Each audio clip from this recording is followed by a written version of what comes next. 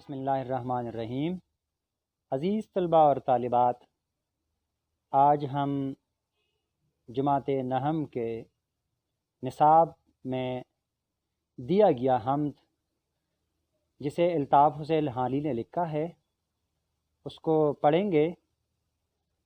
تو نظم کو پڑھنے سے پہلے ہم الطاف حسین حالی کی زندگی پر تھوڑی سی روشنی ڈالیں گے۔ الطاف حسین حالی پانی پت میں پیدا ہوئے اور ان کے والد کا نام تھا خواجہ عزت بخش۔ حالی نے ابتدائی تعلیم پانی پت میں حاصل کی۔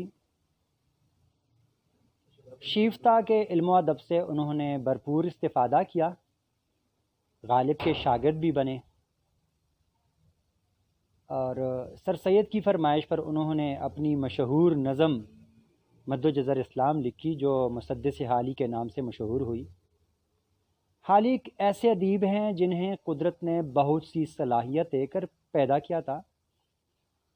وہ بیک وقت ایک عمدہ نثر نگار، باعتبار سوانح نگار اور ایک اعلیٰ شاعر اور بہت بڑے نقاد ہیں۔ وہ سر سید کے ہم خیال اور ان کی اصلاحی تحریک کے ایک پرجوش مبلغ تھے۔ ان کی نثر پر سر سید کا اثر بہت گہرا ہے۔ ان کی تحریر میں اصلاحی جذبہ کار فرما نظر آتا ہے، اور وہ بے مقصد انشا پردازی کے قائل نہیں۔ ان کا اسلوب ایک دردمند انسان کے دل کی وہ اضطراری کیفیت، وہ تڑپ ہے جو کہ نوک قلم پر نمودار ہوتی ہے۔ ان کا طرز بیان بے ساختہ اور بے تکلف ہے، اور وہ فطری انداز میں دل کی بات لکھتے چلے جاتے ہیں۔ وہ زبان سے زیادہ مطلب پر توجہ دیتے ہیں۔ ان کی کوشش یہی ہوتی ہے کہ پڑھنے والا ان کی بات کو سمجھ جائے اور اس کی تہ تک پہنچ جائے۔ نثر ہو یا نظم، وہ حقیقت نگاری کے دامن کو نہیں چھوڑتے۔ 1857 کی ہنگاموں میں چونکہ مسلمانوں کی بربادی کے حالات انہوں نے دیکھے تھے، اس لیے مسلمان معاشرے کی اصلاح کی خاطر سر سید کی تحریک میں انہوں نے شمولیت اختیار کی۔ آپ نے حیات سعدی، یادگار غالب، حیات جاوید، طبقات الارض، دیوان حالی اور مقدمہ شعر و شاعری ایسی یادگار تصانیف ہیں آپ کی جو انہیں شہرت دوام سے متصف رکھیں گی۔ اب ہم نظم حمد کی طرف آتے ہیں۔ حمد وہ نظم ہے کہ جس میں اللہ تعالیٰ کی تعریف بیان کی جاتی ہے۔ تو اس میں اب جو ہیں اس کا پہلا شعر: قبضہ ہو دلوں پر کیا اور اس سے سوا تیرا، ایک بندہ نافرماں ہے حمد و سرا تیرا۔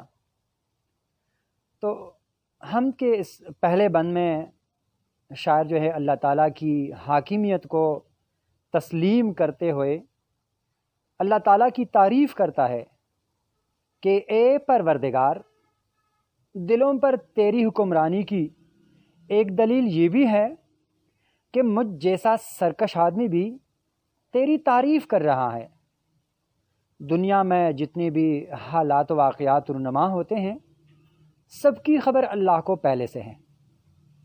تو اللہ تعالیٰ کی عبادت انسانی فطرت کا تقاضا ہے، اور بظاہر نافرمانی کرنے والا بھی جو ہے وہ غیر شعوری طور پر اللہ تعالیٰ کو یاد کرتا ہے۔ تمام انسانوں کے دل اللہ تعالیٰ کے قبضے میں ہیں، جس کا ثبوت یہ ہے کہ آزمائش کے مرحلوں میں سب کی زبان پر تیرا نام آ جاتا ہے۔ اب ہم دوسرا بند پڑھیں گے: گو سب سے مقدم ہے حق تیرا ادا کرنا، بندے سے مگر ہوگا حق کیوں کر ادا تیرا۔ اس شعر میں الطاف حسین حالی رحمۃ اللہ علیہ حقوق اللہ کی بات کرتا ہے کہ تمام حقوق میں اللہ تعالیٰ کا حق ادا کرنا بہت ضروری ہے، لیکن انسان اس قدر کمزور ہے کہ وہ اللہ تعالیٰ کا پورا حق پوری طرح ادا نہیں کر سکتا، جس کی وجہ ایک تو انسان کی کوتاہ طبیعت ہے، جبکہ دوسرا سبب یہ ہے کہ شیطان اسے بہکاتا ہے۔ تو شاعر اپنی حیثیت اور مجبوری کو دیکھتے ہوئے کہتا ہے کہ اللہ کا حق ادا کرنا انسان جیسی کمزور مخلوقات کے بس کی بات نہیں، اس کے لیے اللہ تعالیٰ کا خصوصی فضل و کرم درکار ہوگا۔ حمد کا تیسرا شعر: محرم بھی ہے ایسا ہی جیسا کہ نامحرم، کچھ کہہ نہ سکا جس پر یاں بھید کھلا تیرا۔ بھید کا مطلب ہے راز۔ مولانا الطاف حسین حالی فرماتے ہیں کہ اللہ تعالیٰ کی بندگی کرنے والے اور اللہ تعالیٰ کی نافرمانی کرنے والے دونوں یہ دعویٰ نہیں کر سکتے کہ ان پر کلی طور پر اللہ تعالیٰ کے وجود کا راز ظاہر ہو گیا ہے۔ انسان اپنی سوچ کے بل بوتے پر اللہ کا احاطہ نہیں کر سکتا اور نہ اس کائنات سے پوری طرح واقفیت حاصل کر سکتا ہے۔ اگر انہیں اللہ کا قرب و محبت بھی حاصل ہو تو پھر بھی وہ اللہ کو پوری طرح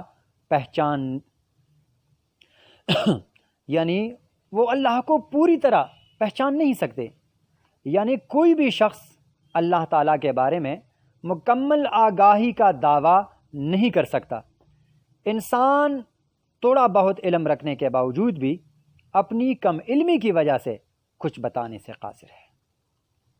چوتھے شعر کی طرف جائیں گے: جچتا نہیں نظروں میں یا خلعت سلطانی، کملی میں مگن اپنی رہتا ہے گدا تیرا۔ تو خلعت سلطانی سے مراد ہے کہ وہ لباس جو بادشاہ کی طرف سے انعام میں مل جاتی ہے، اور گدا فقیر، کملی اس کی جو چھوٹی سی چادر ہوتی ہے۔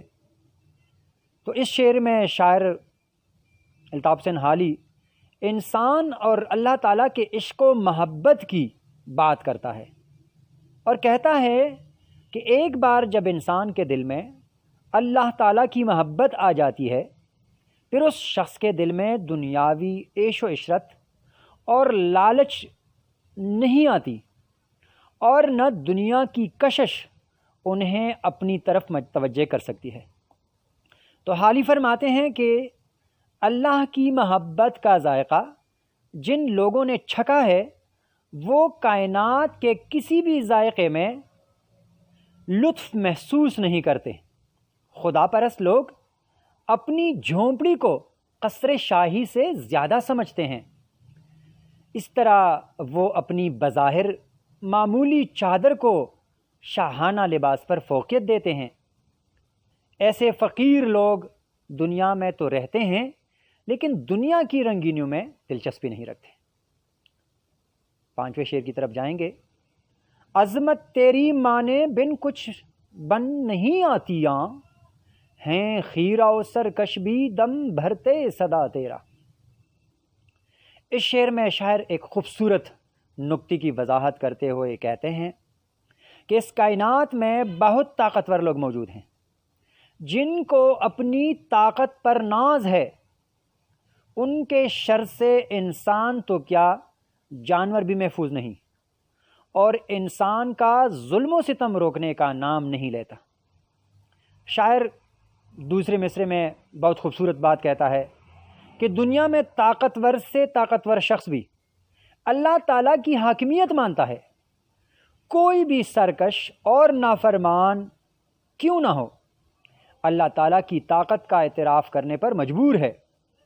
جن کی مثال فرعون، نمرود اور حامان ہیں، وہ جابر اور ظالم بادشاہ بھی مشکل وقت میں اللہ سے مدد مانگتے تھے۔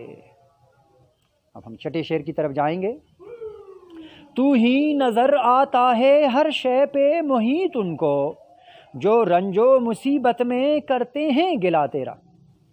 تو شاعر اس شعر میں فرماتے ہیں کہ اے پروردگار عالم، جو لوگ مصیبت میں مبتلا ہو کر تیری شکایت کرتے ہیں، دراصل وہ یہ اعتراف کرتے ہیں کہ تیرے حکم کے بغیر کوئی پتا تک بھی نہیں ہل سکتا۔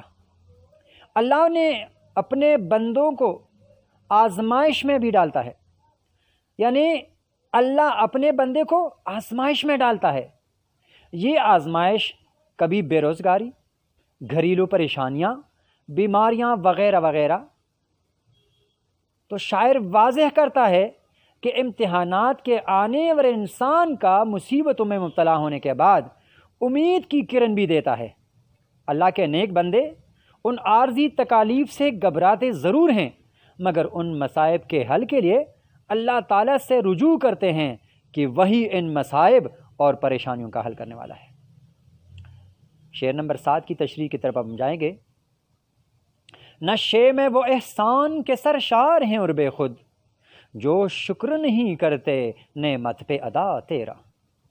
شاعر کہتا ہے کہ اللہ تعالیٰ کی رحمتوں اور نعمتوں کا کوئی شمار اور حد نہیں۔ اللہ تعالیٰ اتنے رحیم و کریم ہیں کہ ناشکر لوگوں کے لیے بھی اپنی نعمتوں میں کمی نہیں لاتا۔ وہ لوگ جو اپنے مال و اسباب اور روپے پیسے کی کثرت میں مغرور اور مست ہیں، یہ نعمتیں بھی اللہ نے اسے دی ہیں۔ شاعر ایسے لوگوں کا حوالہ دیتے ہوئے کہتے ہیں کہ اللہ ایسے لوگوں کے لیے بھی اپنی نعمتوں کو ختم نہیں کرتا، اور یہ لوگ نعمتوں پر شکر ادا نہیں کرتے۔ یہاں شیخ سعدی رحمۃ اللہ کی ایک بات یاد آئی۔ شیخ سعدی رحمۃ اللہ سے کسی نے پوچھا کہ زندگی کیسے گزرتی ہے، تو آپ نے فرمایا اللہ کی نعمتیں کھا کھا کر دان ٹوٹ رہے ہیں، پر زبان ہے کہ ناشکری سے باز نہیں آتی۔ تو ایسے لوگ کہ اللہ ایسے لوگوں کے لیے بھی اپنی نعمتوں کو ختم نہیں کرتا، اور یہ لوگ نعمتوں پر شکر ادا نہیں کرتے، اور یہ لوگ نافرمانی میں یہ لوگ پیش رہتے ہیں، پھر بھی اللہ رحیم ذات ہے، اپنی نعمتوں اور رحمتوں میں کمی نہیں لاتا۔ شعر نمبر 8 کی طرف جائیں گے۔ طاعت میں ادب تیرا اسیاں سے ہے گو بڑھ کر، اسیاں میں ہے طاعت سے اقرار سوا تیرا۔ اس شعر میں الطاف حسین حالی نے اس حقیقت کی طرف اشارہ کیا ہے کہ اے اللہ، جو لوگ تیرے فرمانبردار اور اطاعت گزار ہیں، انہیں تیرا قرب اور خوشنودی ہر لحظہ اور ہر لمحہ حاصل ہے۔ تو ان سے راضی ہے اور یہ تیرے خاص بندے ہیں، لیکن اس کے مقابلے میں ایسے لوگ بھی ہیں جو مختلف قسم کے گناہوں میں مبتلا ہیں۔ اطاعت الہی میں لاپرواہی سے زیادہ احترام کا پہلو غالب ہے۔ یہ بھی ایک حقیقت ہے کہ گناہ کے احساس سے بوجھل بندے جب خلوص نیت سے توبہ کر لیتے ہیں تو اللہ تعالیٰ انہی گناہ گاروں کو اپنے خاص بندوں میں شامل کر دیتے ہیں۔ پھر ان لوگوں کو گناہ میں مزہ نہیں آتا، اور احکام خداوندی کی بجا آوری میں ان کو اطمینان اور سکون ملتا ہے۔ اب ہم جائیں گے 9 نمبر شعر کی طرف۔ آفاق میں پھیلے گی کب تک نہ مہک تیری، گھر گھر لیے پھرتی ہے پیغام صبا تیرا۔ شاعر اس شعر میں الطاف حسین حالی فرماتے ہیں کہ کائنات کی ہر شے اللہ تعالیٰ کی موجودگی کا اعلان کر رہی ہے، اس لیے یہ ناممکن ہے کہ کوئی آدمی حق کی روشنی سے محروم رہ جائے۔ کائنات کی دیگر اشیاء کی طرح صبح کے وقت چلنے والی ہوا بھی ذات باری تعالیٰ کی موجودگی کا احساس دلاتی ہے۔ رب کائنات کا علم لامحدود ہے، جبکہ انسان کا علم محدود ہے۔ اسی طرح اللہ تعالیٰ کے جلوے پورے کائنات میں ایسے پھیلے ہوئے ہیں، اور کہ کائنات کا ذرہ ذرہ اللہ تعالیٰ کی حمد و ثنا میں مصروف و مشغول دکھائی دے رہے ہیں۔ غرض تمام نظام فطرت ہو، فلسفہ ہو یا سائنسی ایجادات، یہ سب حوالے اللہ کے وجود کی شہادت دیتے نظر آتے ہیں۔ اب ہم جائیں گے آخری شعر کی طرف۔ ہر بول تیرا دل سے ٹکرا کے گزرتا ہے، کچھ رنگ بیاں حالی ہے سب سے جدا تیرا۔